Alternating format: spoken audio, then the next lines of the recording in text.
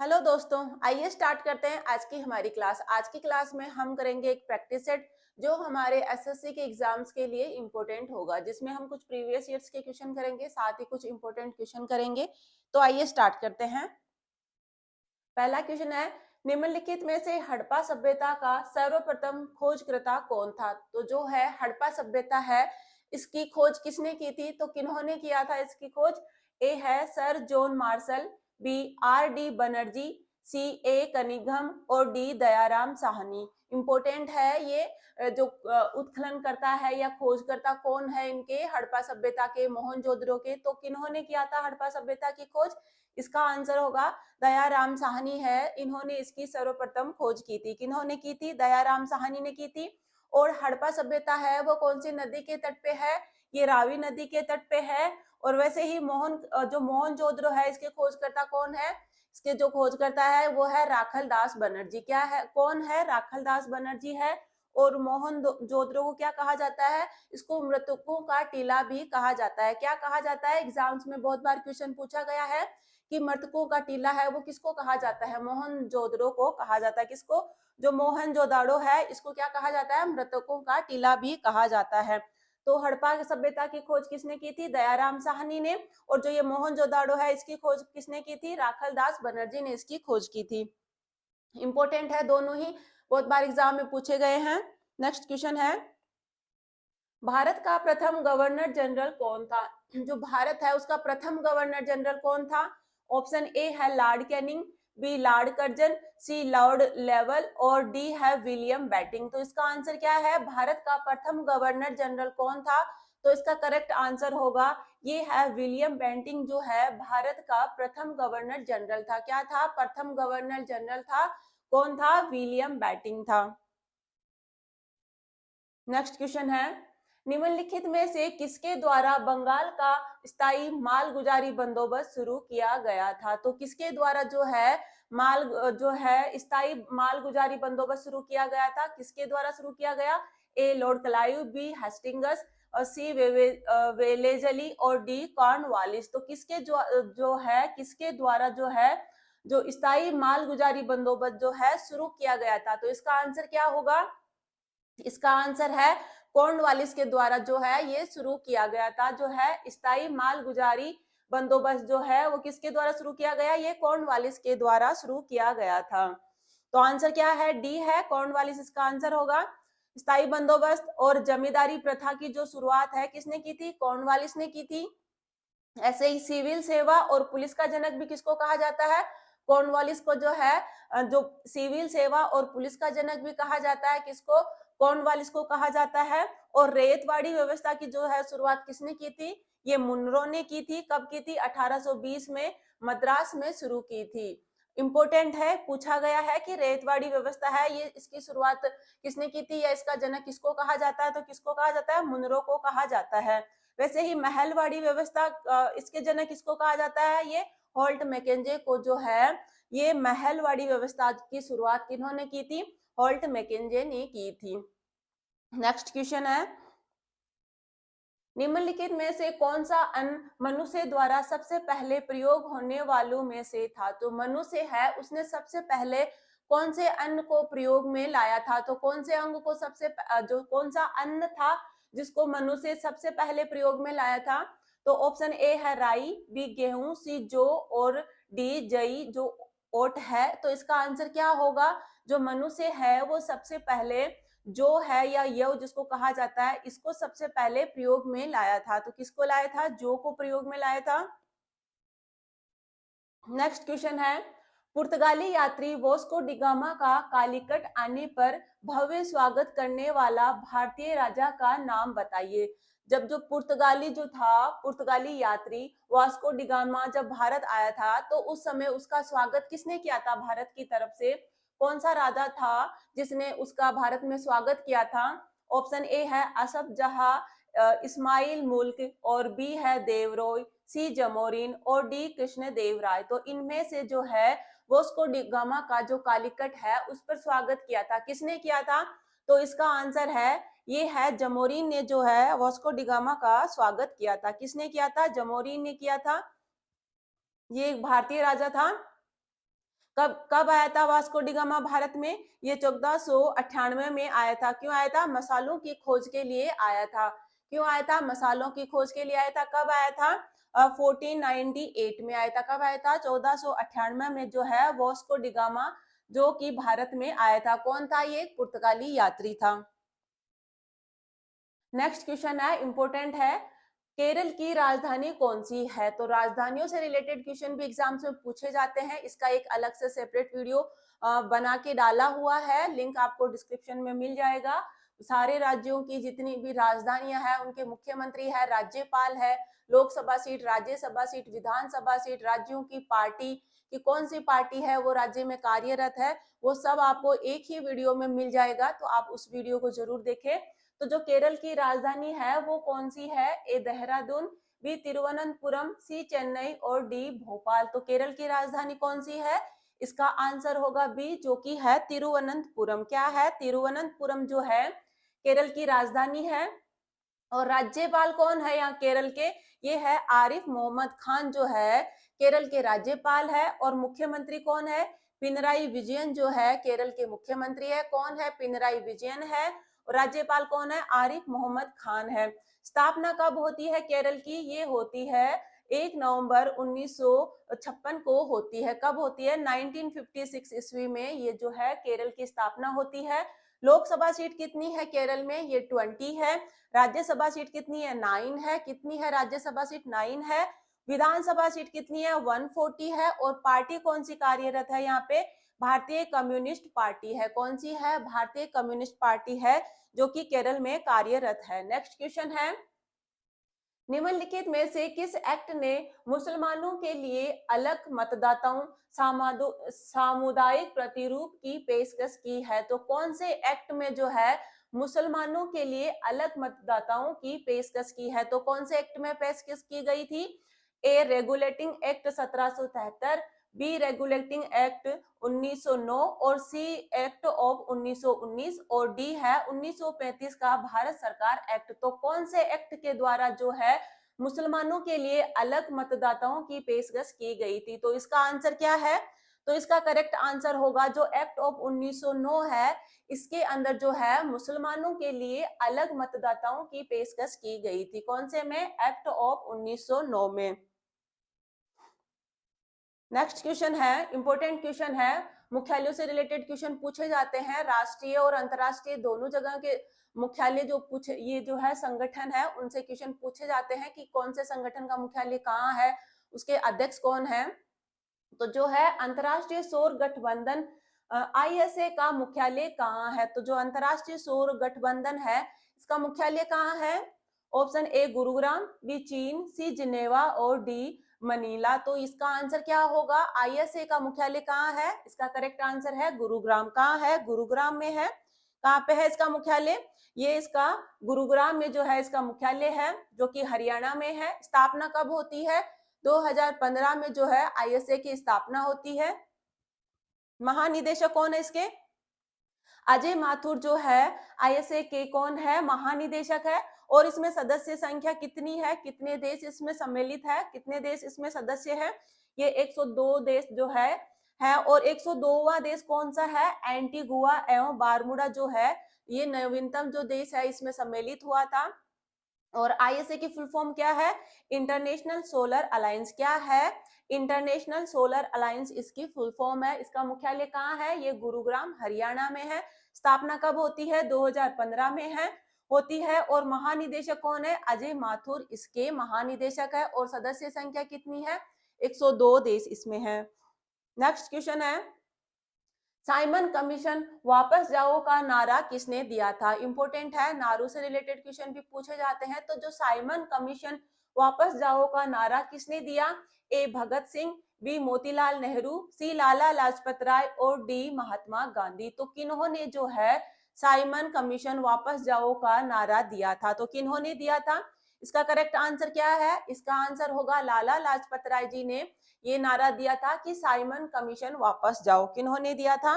लाला लाजपत राय ने दिया था। नेक्स्ट क्वेश्चन है, अंतरराष्ट्रीय मुद्रा कोष IMF का मुख्यालय कहाँ है? तो कहाँ है अंतरराष्ट्रीय मुद्रा कोष का मुख्यालय? Option A Washington DC, B London, C Vienna और डी मनीला। तो अंतरराष्ट्रीय मुद्रा कोष का जो मुख्यालय है वो कहाँ है? तो इसका करेक्ट आंसर क्या है? इसका करेक्ट आंसर है वॉशिंगटन डीसी में जो है इसका मुख्यालय है। अंतरराष्ट्रीय मुद्रा कोष का मुख्यालय कहाँ है? वॉशिंगटन डीसी में है। कहाँ है? वॉशिंगटन डीसी में है। इसकी स्थापना कब होती है अंतरराष्ट्रीय मुद्रा कोष की? तो इसकी स्थापना होती है 1945 में। कब होती है? 1945 में इसकी स्थापना होती है। प्रबंध निदेशक कौन है? ये है क्रिस्टालिना जॉर्जीवा जो है इसकी प्रबंध निदेशक है। कौन है प्रबंध निदेशक? ये है क्रिस्टालिना जॉर्जीवा। कौन है? क्रिस्टालिना जॉर्जीवा जो है इसकी प्रबंध निदेशक है। सदस्य संख्या कितनी है? कितने देश जो है इसके सदस्य है? ये 190 है। कौन सा है नवीनतम देश? ये अंडोरा है। कौन सा है? अंडोरा है। और आईएमएफ की फुल फॉर्म क्या है? International monetary fund. क्या है? International monetary fund. कहाँ है इसका मुख्यालय? आईएमएफ का अंतरराष्ट्रीय मुद्रा कोष का मुख्यालय जो है वॉशिंगटन डीसी में है। नेक्स्ट क्वेश्चन है, उकाई बांध किस राज्य में स्थित है? जो उकाई बांध है वो किस राज्य में स्थित है? Option A Madhya Pradesh, B Uttar Pradesh, C Andhra Pradesh और डी गुजरात। तो जो उकाई बांध है वो किस राज्य में स्थित है? इसका आंसर क्या होगा? इसका करेक्ट आंसर है गुजरात। कहाँ है उकाई बांध? ये गुजरात में है। कौन सी नदी के तट पर है? ये है कौन सी नदी पर बनाया गया है? ताप्ती नदी पर जो है उकाई बांध बनाया गया है। कौन सी नदी पर? ताप्ती नदी पर है। और उकाई बांध को और किस नाम से जाना जाता है? ये वल्लभ सागर के नाम से भी जाना जाता है। किसके नाम से जाना जाता है? वल्लभ सागर बांध के नाम से भी जाना जाता है। कौन सा उकाई बांध है? कौन से राज्य में है? गुजरात राज्य में है। कौन सी नदी पर है? ताप्ती नदी पर है। कौन सी नदी पर है? ताप्ती नदी पर है। नेक्स्ट क्वेश्चन है, सर्वेंट्स ऑफ इंडिया सोसाइटी के संस्थापक कौन थे? तो कौन थे सर्वेंट्स ऑफ इंडिया सोसाइटी के संस्थापक? Option A Gopal Krishna Gokhale, B MG Ranade, C Jyotiba Phule और डी खान अब्दुल गफार खान। तो कौन है सर्वेंट ऑफ इंडिया सोसाइटी के जो संस्थापक है वो कौन है? इसका आंसर क्या है? इसका आंसर है ए गोपाल कृष्ण गोखले जो है इसके संस्थापक है। कौन है? गोपाल कृष्ण गोखले जो है सर्वेंट ऑफ इंडिया सोसाइटी के संस्थापक है। कौन है? गोपाल कृष्ण गोखले हैं। और प्रार्थना समाज के संस्थापक कौन है? ये एमजी रानाडे है। कौन है प्रार्थना समाज के संस्थापक? एमजी रानाडे है। और सत्य शोधक समाज के कौन है? ज्योतिबा फूले है। इन्होंने जो बुक लिखी है उसका नाम क्या है? गुलामगिरी जो है इनकी बुक है किनकी? ज्योतिबा फूले की। कौन से समाज की स्थापना की है? सत्य शोधक समाज की इन्होंने स्थापना की है। किन्होंने? ज्योतिबा फुले ने। इंपॉर्टेंट है, सारे एग्जाम्स में पूछे जाते हैं। लाल कुर्ती दल या खुदाई खिदमतकार है, इसकी स्थापना किसने की है? ये खान अब्दुल गफार ने की है। किसने की है? खान अब्दुल गफार खान ने जो है इसकी स्थापना की है। कौन? इसकी? लाल कुर्ती दल की। या इसको क्या कहा जाता है? खुदाई खिदमतकार भी जो है लाल कुर्ती दल को कहा जाता है। तो सर्वेंट ऑफ इंडिया सोसाइटी के जो संस्थापक है कौन है? गोपाल कृष्ण गोखले है। इंपॉर्टेंट है।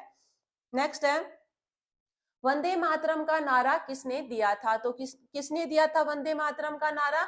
ए रविंद्रनाथ टैगोर, बी बिस्मिल्लाह खां, सी अरविंद घोष और डी बंकिम चंद्र चटर्जी। जो वंदे मातरम का जो नारा है किन्होंने दिया था? तो इसका आंसर क्या होगा? इसका आंसर क्या है? वंदे मातरम का नारा किन्होंने दिया था? तो ये बंकिम चंद्र चटर्जी ने जो है वंदे मातरम का नारा दिया था। किन्होंने दिया था? बंकिम चंद्र चटर्जी ने। नेक्स्ट है, भारत की पंचवर्षीय योजनाओं की अंतिम स्वीकृति कौन देता है? जो पंचवर्षीय योजनाएं हैं इनको अंतिम स्वीकृति कौन देता है? ऑप्शन ए है नीति आयोग, बी है वित्त मंत्रालय, सी राष्ट्रीय विकास परिषद और डी कोई नहीं।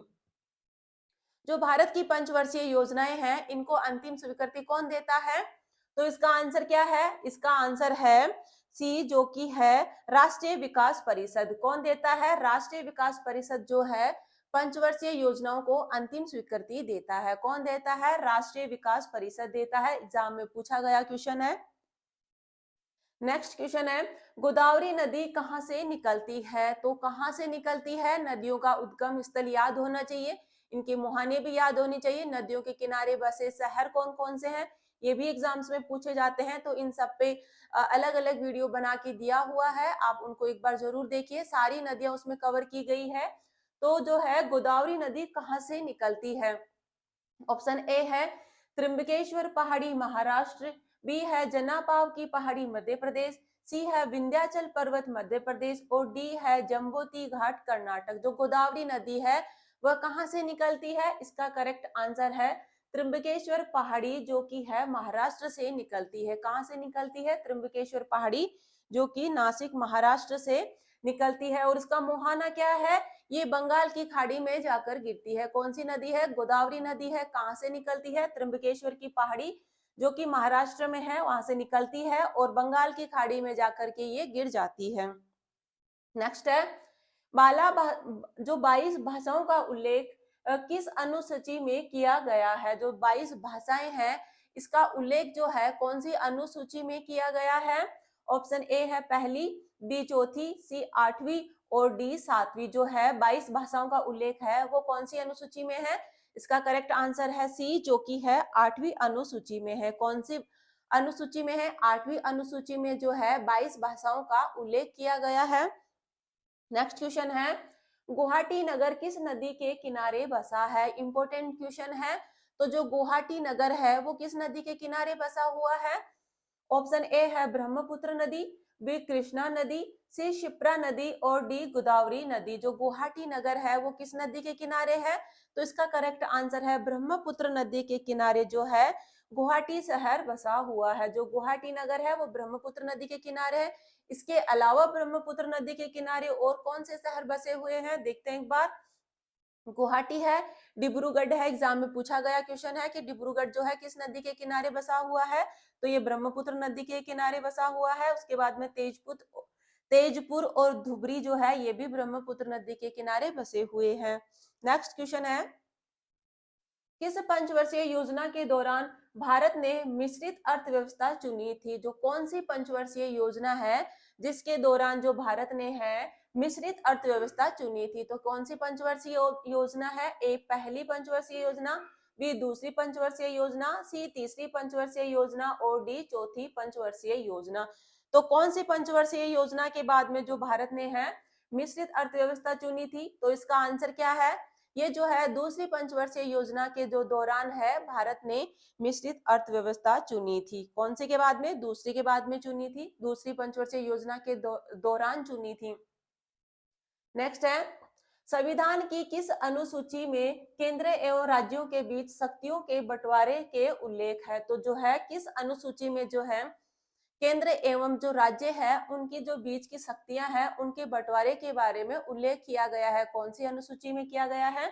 ए सातवीं अनुसूची, बी आठवीं अनुसूची, सी 10वीं अनुसूची और डी 12वीं अनुसूची। जो कौन सी अनुसूची है जिसमें जो केंद्र एवं राज्यों के बीच शक्तियों के बंटवारे के बारे में उल्लेख है? तो इसका आंसर क्या है? ये जो 7वीं अनुसूची है इसमें जो केंद्र राज्य है उनके बीच शक्तियों के बंटवारे का उल्लेख किया गया है। नेक्स्ट है बक्सर की लड़ाई किस वर्ष लड़ी गई थी? जो बक्सर की लड़ाई है वो किस वर्ष हुई थी? ऑप्शन ए है 1776, बी है 1526, सी है 1764 और डी है 1857। तो कौन से वर्ष जो है बक्सर की लड़ाई लड़ी गई थी? इंपॉर्टेंट है, एग्जाम में बहुत बार पूछा गया ये क्वेश्चन है, आगे भी पूछा जाएगा, एसएससी सीएचएसएल में पूछा गया है। तो बक्सर की लड़ाई कब होती है? ये 1764 में होती है। और उस टाइम पे जो अंग्रेज गवर्नर कौन था? ये था क्लाइव था। कौन था? क्लाइव था जो अंग्रेज था उस टाइम पे। और प्लासी की लड़ाई कब होती है? 1757 में होती है। कब होती है? 1757 में होती है।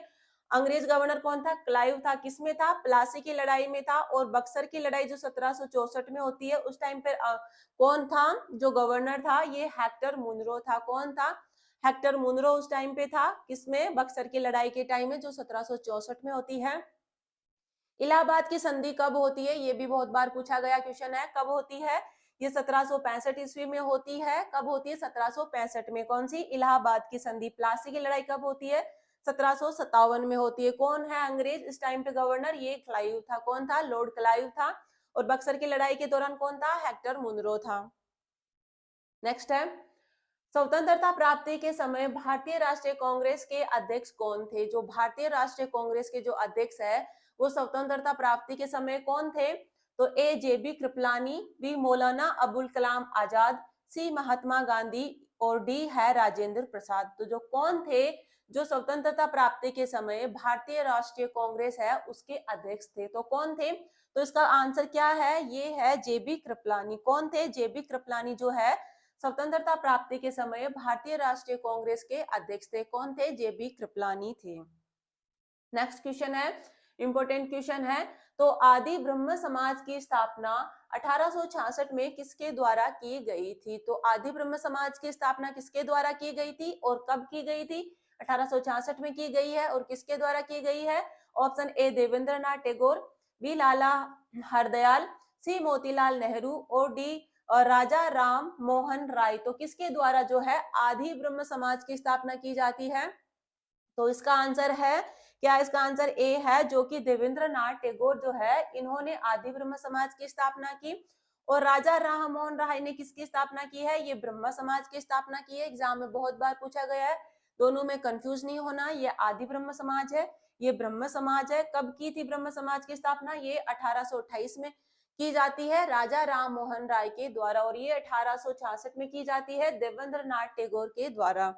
नेक्स्ट क्वेश्चन है, संविधान के किस अनुच्छेद में ये बताया गया है कि भारत का सर्वोच्च न्यायालय नागरिकों के मौलिक अधिकारों की रक्षा करता है? तो जो कौन सा अनुच्छेद है जिसमें ये बताया गया है कि जो सर्वोच्च न्यायालय है भारत का वो मौलिक अधिकारों की रक्षा करता है? जो भी भारत के नागरिक है उनके मौलिक अधिकारों की जो रक्षा है कौन करता है? जो ये भारत का जो सर्वोच्च न्यायालय है वह करता है। कौन से अनुच्छेद में बताया गया है? अनुच्छेद 18, अनुच्छेद 21, अनुच्छेद 23 और अनुच्छेद 32। तो किसमें बताया गया है?